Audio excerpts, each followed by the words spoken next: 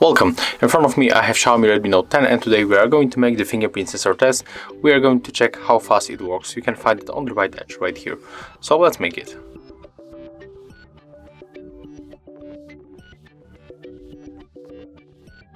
As you can see, it works really fast. It recognizes my fingerprint every time.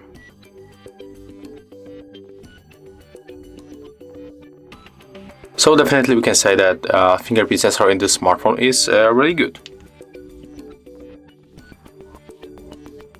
And of course when I try to put other finger that is not linked to the sensor, it is not working. So yeah, if you find this video helpful, remember to leave a like, comment and subscribe to our channel.